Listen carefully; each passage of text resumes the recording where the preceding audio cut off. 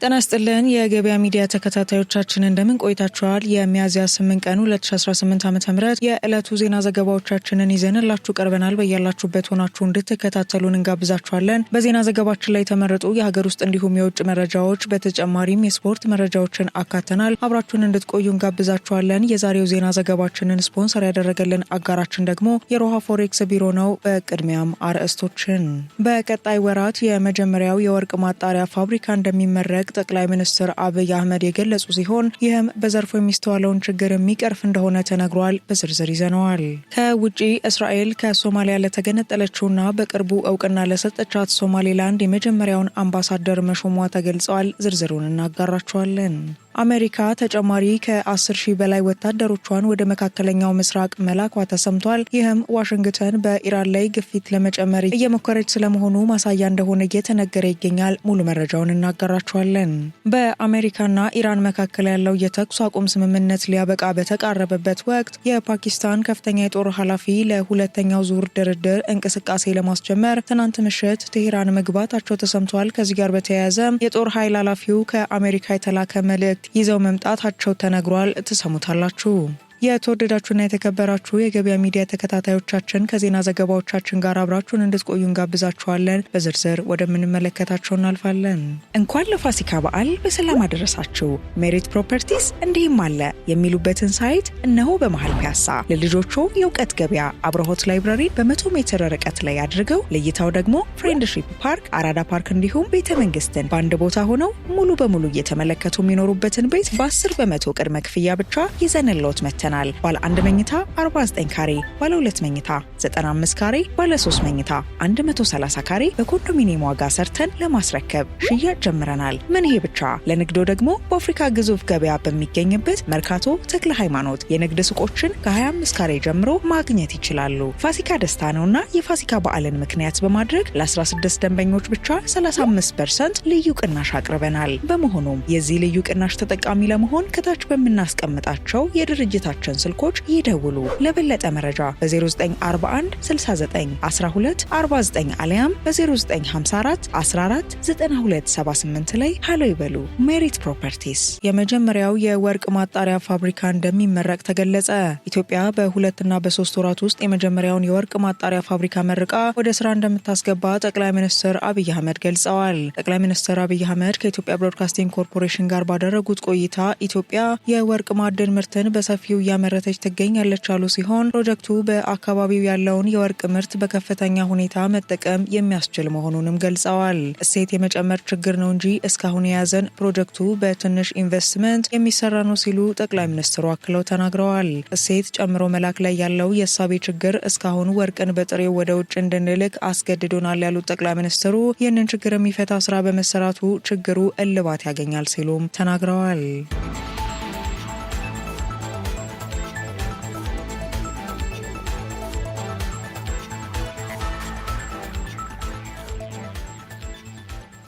ከውጪ እስራኤል ከሶማሊያ ለተገነጠለችው ሶማሌላንድ የመጀመሪያውን አምባሳደር ሾመች። እስራኤል በቅርቡ እውቅና ለሰጠቻት ሶማሌላንድ የመጀመሪያውን አምባሳደር መሾሟን ያስታወቀች ሲሆን ይህ እርምጃ በሶማሊያ መንግስት ዘንድ ከፍተኛ ተቃውሞ ያስነሳ ሲሆን በምስራቅ አፍሪካ ቀጠና ያለውን ዲፕሎማሲያዊ ውጥረት ሊያባብሰው እንደሚችልም ተገምቷል። የእስራኤል ውጭ ጉዳይ ሚኒስትር ባወጣው መግለጫ መሰረት ሚካኤል ሎተም በሶማሌላንድ የእስራኤል ነዋሪ ያልሆኑ አምባሳደር ሆነው የተሾሙ ሲሆን አምባሳደር ሎተም ቀደም ሲል በኬንያ፣ አዘርባይጃንና ካዛኪስታን የእስራኤል አምባሳደር ሆነው ማገልገላቸውን የተገለጸው ይህ ሹመት የመጣው እንደ አውሮፓውያን አቆጣጠር በታህሳስ 2025 እስራኤልና ሶማሌላንድ እርስ በርስ እውቅና ለመስጠት መስማማታቸውን ካወጁ ከጥቂት ወራት በኋላ ነው። ሶማሌላንድ እንደ አውሮፓውያን አቆጣጠር በ1991 ከሶማሊያ መገንጠሏን ብታወጅም እስካሁን ድረስ በዓለም አቀፍ ማህበረሰብ ዘንድ እንደ ነጻ ሀገር እውቅና ለማግኘቷ የሚታወቅ ሲሆን ይሁን እንጂ የሶማሊያ ፌዴራላዊ መንግስት ይህንን የእስራኤል ውሳኔ የሀገሪቱን ሉዓላዊነትና የግዛት አንድነት የሚጥስ ተግባር ነው ሲል በጽኑ ኮንኖታል። ሞቃዲሾ ሶማሌላንድ የራሷን አካል አድርጋ ስለምትቆጥር ከክልሉ ጋር የሚደረግ ማንኛውንም ቀጥተኛ ዲፕሎማሲያዊ ግንኙነት እንደ ህገወጥ ድርጊት ትመለከተዋለች። የእስራኤል ውሳኔ በዓለም አቀፍ ደረጃ ትኩረት የሳበ ሲሆን በርካታ ሀገራት ይህ እርምጃ በቀጠናው ላይ ሊያስከትል የሚችለውን ዲፕሎማሲያዊ መዘዝ በንቃት እየተከታተሉ ይገኛሉ።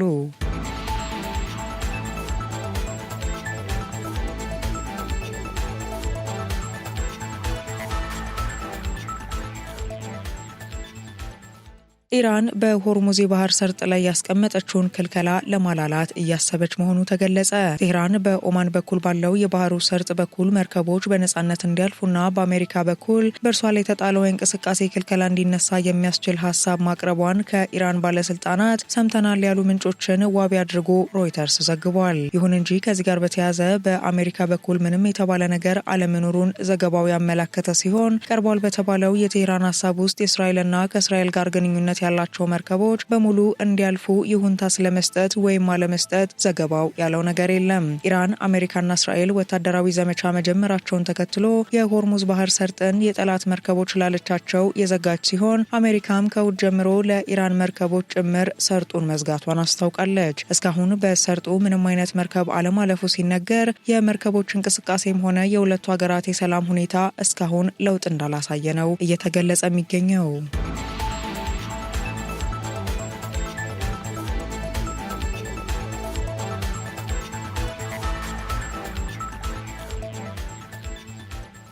ሁለተኛውን ዙር የአሜሪካና ኢራን ውይይትን ለማስቀጠል የፓኪስታን ጦር ኃላፊ ቴህራን መግባታቸው ተገለጸ።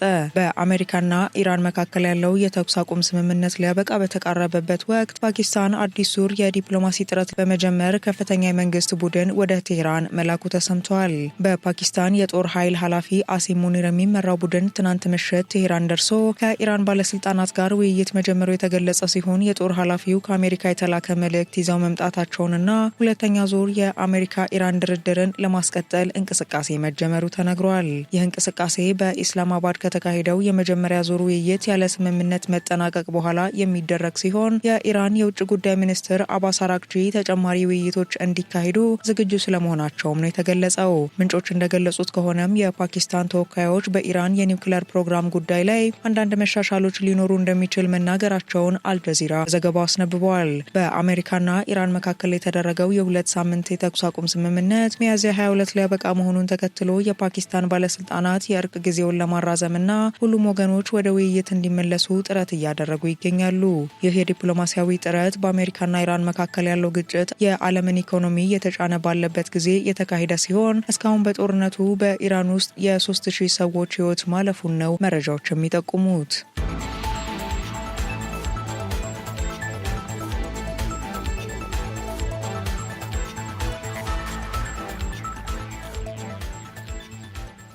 የእስራኤልና የሊባኖስ መሪዎች ተቋርጦ የነበረውን ቀጥታ ግንኙነት ዳግም ሊጀምሩ መሆኑን ፕሬዝዳንት ዶናልድ ትራምፕ አስታወቁ። እስራኤልና ሊባኖስ ከ34 ዓመታት በኋላ ለመጀመሪያ ጊዜ ቀጥታ ንግግር ሊያደርጉ እንደሆነ ፕሬዝዳንት ዶናልድ ትራምፕ የገለጹ ሲሆን ይህም በሁለቱ ሀገራት መካከል ለ34 ዓመታት ያህል የዘለቀውን የዲፕሎማሲያዊ ግንኙነት መቋረጥ የሚቀይር ታሪካዊ እርምጃ መሆኑ ተነግሯል። ፕሬዝዳንት ዶናልድ ትራምፕ በሰጡት መግለጫ ሁለቱ ጎረቤት ሀገራት ፊት ለፊት ተገናኝተው ለመነጋገር መስማማታቸውን ይፋ ያደረጉ ሲሆን የስምምነት በሁለቱ ሀገራት መካከል ያለውን ውጥረት ለማርገብና በጋራ ጉዳዮች ላይ ለመምከር አዲስ በር የሚከፍት ነውም ተብሏል። ሊባኖስና እስራኤል በይፋ በጦርነት ላይ ያሉ ሀገራት ተደርገው የሚቆጠሩ ሲሆን ላለፉት 3 አስርት ዓመታት ያህል ምንም አይነት ቀጥተኛ የፖለቲካ ግንኙነት አልነበራቸውም። አሁን የተደረሰው ስምምነትም በተለይም በድንበርና በሌሎች ቀጠናዊ ጉዳዮች ላይ ሰላማዊ ውይይት ለማድረግ ያለመ መሆኑ ተመላክቷል። ይህ በዶናልድ ትራምፕ አስተዳደር አማካኝነት የተገኘው ዲፕሎማሲያዊ ስኬት በመካከለኛው ምስራቅ እየታየ ያለውን አዲስ የሰላም ጥረት አካል መሆኑን የፖለቲካ ተንታኞች እየገለጹ የሚገኙ ሲሆን ውይይቱ መቼና የት እንደሚካሄድ ዝርዝር መረጃዎች ባይወጡም የአሜሪካ መንግስት ሂደቱን በቅርበት እንደሚከታተልና ድጋፍ እንደሚያደርግ አስታውቋል።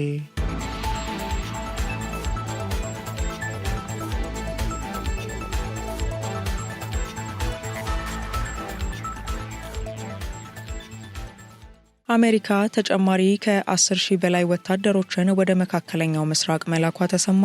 አሜሪካ ተጨማሪ ከ10,000 በላይ ወታደሮችን ወደ መካከለኛው ምስራቅ መላኳ የተሰማ ሲሆን ይህም ዋሽንግተን በኢራን ላይ ግፊት ለመጨመር እየሞከረች መሆኑን የአሜሪካ ባለስልጣኖች ለዋሽንግተን ፖስት ማስታወቃቸው ተዘግቧል። አልጀዚራ የአሜሪካ ባለስልጣኖችን በስም ሳይገልጽ የተሰጠ መረጃን ጠቅሶ እንደዘገበው አሜሪካ ወደ ክልሉ USS ጆርጅ H.W. ቡሽ የተባለው የአየር መንገድ ከባድ ከባድ መርከብና ከእርሱ ጋር የሚጓዙ መርከቦች ላይ ከ6000 በላይ ወታደሮች መላኳን ገልጿል። በተጨማሪም 4200 ያህል ወታደሮች በወሩ መጨረሻ ወደ ክልሉ እንደሚደርሱ የሚጠበቅ ሲሆን ከዚህ በፊትም 50 ሺህ የሚጠጉ ወታደሮች በኢራን ላይ በተጀመረው ጦርነት ተሳትፈው እንደነበር ተገልጿል። ዩኤስኤስ አብርሃም ሊንከን እና ዩኤስኤስ ጀራልድ ፎርድ በአሁኑ ጊዜ በመካከለኛው ምስራቅ እያሉ በኢራን ላይ በተካሄደው ጦርነት መሳተፋቸው የተገለጸ ሲሆን አሜሪካ እንደገለጸችው ከሆነም በኢራን ላይ የባህር መዝጊያ እያስፈጸመች ስለመሆኑ ነው። ባሳለፍነው ሳምንት አሜሪካና ኢራን በፓኪስታን ዋና ከተማ ኢስላማባድ የተካሄደው ውይይት በስምምነት አለመቋጨቱ የሚታወስ ሲሆን ነገር ግን ከአንድ ሳምንት በፊት የተገለጸው የ2 ሳምንት እርቅ እስካሁን መከበር ችሏል።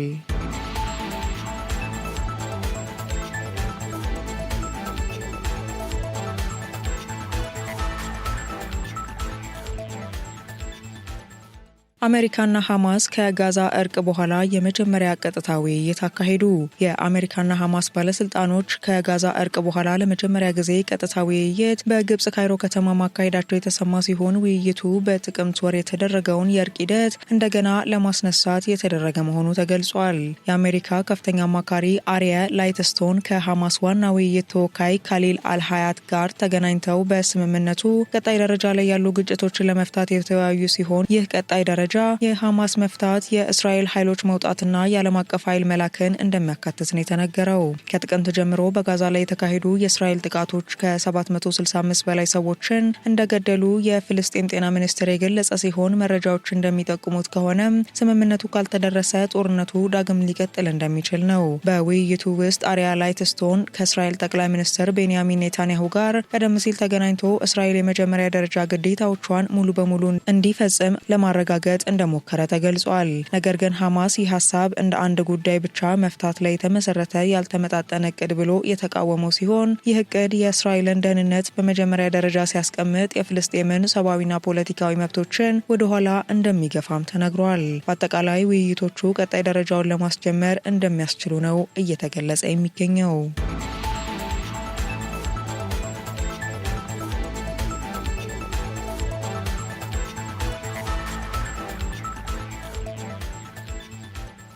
የተወደዳችሁና የተከበራችሁ የገበያ ሚዲያ ተከታታዮቻችን ቀደም ሲል የሀገር ውስጥ እንዲሁም ከውጭ ያገኘናቸው መረጃዎችን አስደመጥናችሁ።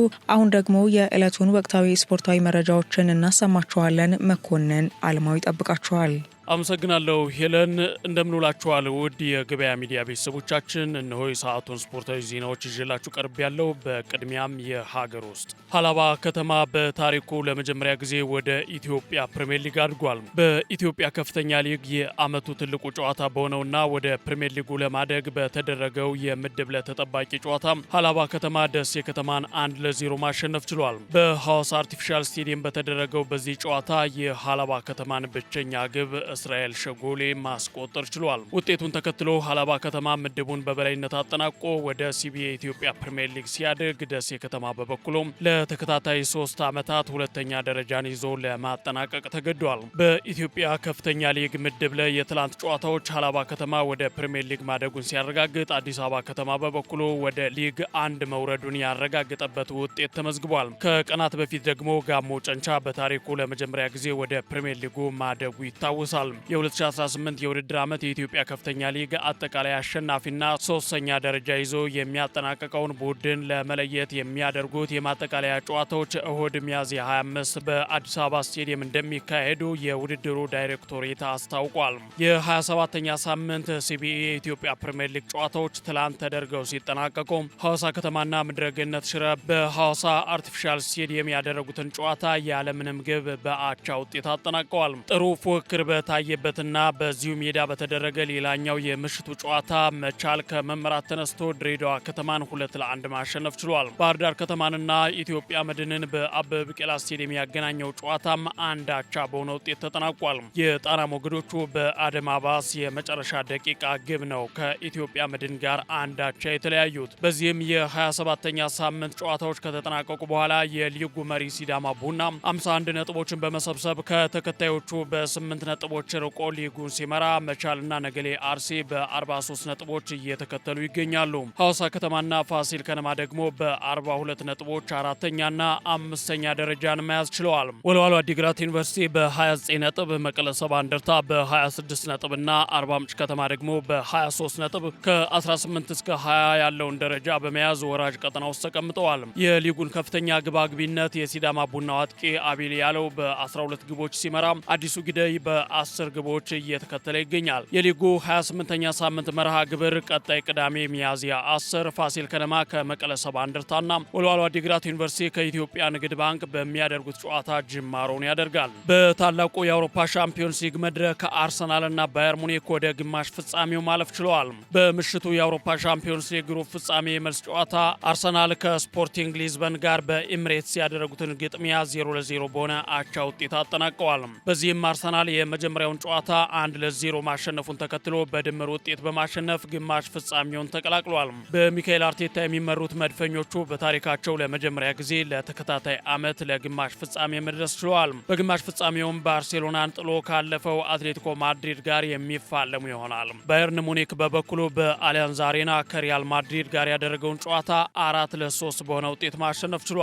የባየር ሙኒክን ግቦች ፓቭሎቪች፣ ሃሪኬን፣ ኦሊሴና ሉዊስ ዲያስ ሲያስቆጥሩ ለሪያል ማድሪድ ደግሞ ሁለቱን ግቦች አርዳ ጉለርና ሌላኛዋን ግብ ደግሞ ኬሊያን መባፔ ከመረብ ማሳረፍ ችለው ነበር። በጨዋታው መጠናቀቂያ አካባቢ ካባሚንጋ ማድሪዶችን ዋጋ ያስከፈለ ቀይ ካርድ ተመልክቶ ከሜዳ ተሰናብቷል። እንዲሁም በጨዋታው ምርጥ የነበረው አርዳ ጉለር ከጨዋታው መጠናቀቅ በኋላ በዳኛው ላይ ጠንካራ የትችት ቃል በመሰንዘሩ ቀይ ካርድ ተመልክቷል። በተጨማሪም የማድሪድ ተጫዋቾች ከጨዋታው መጠናቀቅ በኋላ ዳኛውን ከበው ሲያናግሩት የነበረ ሲሆን ብዙዎችም ዳኛው ጨዋታውን ቀይሮታል፣ እንድንሸነፍ አድርጎናል በማለት ትችታቸውን ሰንዝረዋል። ምናልባትም በቀጣይ በፊፋ ቅጣት ሊጣልባቸው እንደሚችልም ይጠበቃል። ሁለቱ ኃያላን የስፔን ክለቦች ባርሴሎናና ሪያል ማድሪድ ከቻምፒዮንስ ሊጉ በአንድ ቀን ልዩነት ሁለቱም ተሰናብተዋል። በቀጣዩ ዓመት ዋንጫው ለማሸነፍ ባርሴሎና 12ኛ ዓመትን፣ ሪያል ማድሪድ ደግሞ 3ኛ ዓመትን ይጠብቃሉ። በዚህ ዓመት ባርሳ ለላሊጋው ዋንጫ ሻምፒዮንነት ሲቃረብ፣ ሎንስ ብላንኮች በበኩላቸው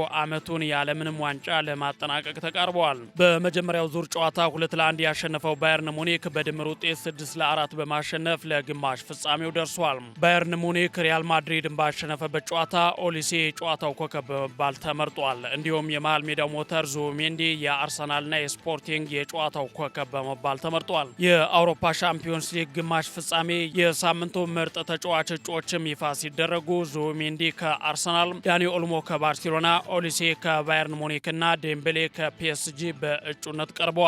በዚሁ የአውሮፓ ሻምፒዮንስ ሊግ በአጠቃላይ ሪያል ማድሪድና ስፖርቲንግ ሊዝበን ከአውሮፓ ሻምፒዮንስ ሊግ ውድድር ውጭ ሲሆኑ ያለፉት ክለቦች በቀጣይ የግማሽ ፍጻሜ መርሃ ግብር ፒኤስጂ ከባየርን ሙኒክ፣ አትሌቲኮ ማድሪድ ከአርሰናል የሚጫወቱ ይሆናል። ፕሌይ ማርኬት ባወጣው አዲስ ትንበያ መሰረትም ወደ ፍጻሜ ለማለፍ አርሰናል በ64% ቀዳሚ ሲሆን ባየርን ሙኒክ በ55% የማለፍ ተመራጭ ግምትን ማግኘት ችለዋል። እንዲሁም ፒኤስጂ በ45% እና አትሌቲኮ ማድሪድ በ36% ዝቅተኛ የማለፍ ግምት ተሰጥቷቸዋል። የሰዓቱን የስፖርት ዜናዎች በዚሁ ልቋጭ።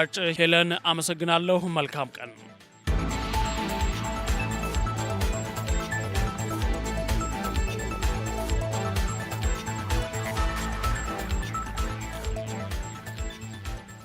የተወደዳችሁ የገበያ ሚዲያ ተከታታዮቻችን ቀደም ሲል ስፖርታዊ መረጃዎቻችንን ተከታትላችኋል። አሁን ደግሞ የሮሃ ፎሬክስ ቢሮ የዕለቱን የውጭ ምንዛሬ ተመን እናሳውቃችኋለን። በዚህም አንድ አሜሪካን ዶላር በ177 ብር ከ20 ሳንቲም ሲገዛ በ180 ብር ከ74 ሳንቲም እየተሸጠ ይገኛል። ፓውንድ በ230 ብር ከ2 ሳንቲም ሲገዛ በ234 ብር ከ62 ሳንቲም እየተሸጠ ይገኛል።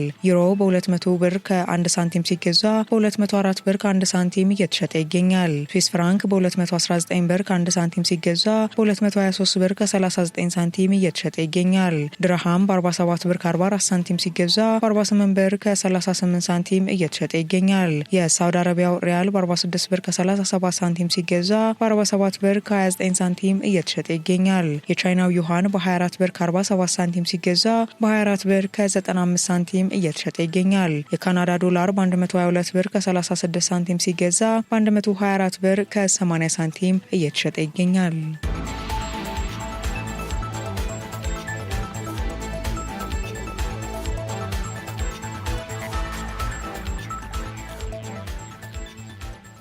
የተወደዳችሁ ተከታታዮቻችን ከዜና ዘገባችን ጋር አብራችሁን ስለቆያችሁ እጅግ አድርገን እናመሰግናለን። ገበያ ሚዲያን በመወዳጀት ቀሪ መረጃዎቻችንንም እንድትከታተሉ ጋበዝናችሁ። ሰናይ ቀን ይሆንላችሁ።